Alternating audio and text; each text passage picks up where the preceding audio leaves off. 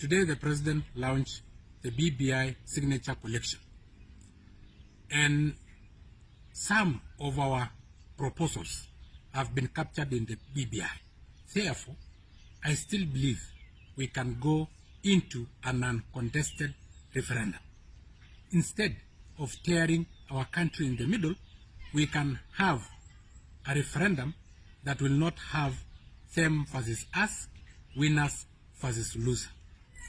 And approaching the sunset days of the handshake and eventually the death of the handshake, which may be in the middle of next year, then we'll usher in our 10-10 leadership mantra as Jubilee. And I thank the President for having told Kinoti not to reopen the closed graves, not to make our hearts bleed again, because we have said never again can we repeat the mistake we did in 2007.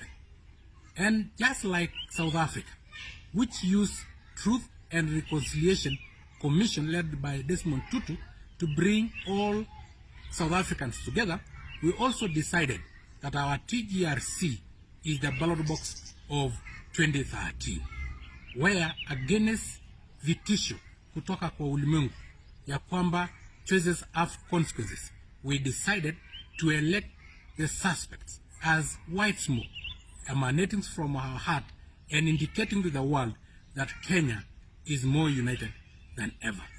In South Africa, they decided that the perennial oppressors, that is the white, and the perennial oppressed, that is the black, should come together.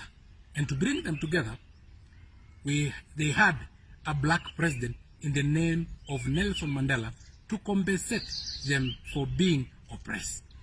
But again, we cannot leave the oppressors behind, because they can easily turn into the oppressed. Therefore, the whites who are the oppressed were given the slot of the deputy president in the name of the clerk.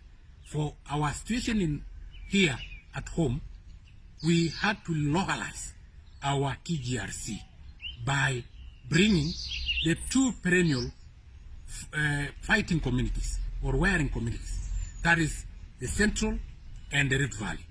We decided that the oppressed, which were people from the Central, become the president. But again, so that the oppressor, that is people from Rift Valley, don't feel left out, they become the deputy president. Because in an arrangement of bringing people together, you can easily turn the oppressor, and turn the oppressor, the oppressed. The hander can easily become the handed. We decided the route of peace and reconciliation, just like what happened in the peace clubs of Rwanda. And that is the route we'll take as a country.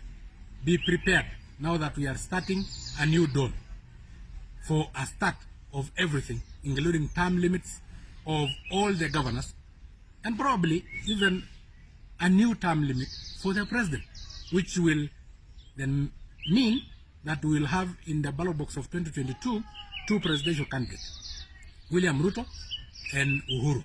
And since they will be missing a name of a single denominator of violence, just like in 2002, we will not have any violence.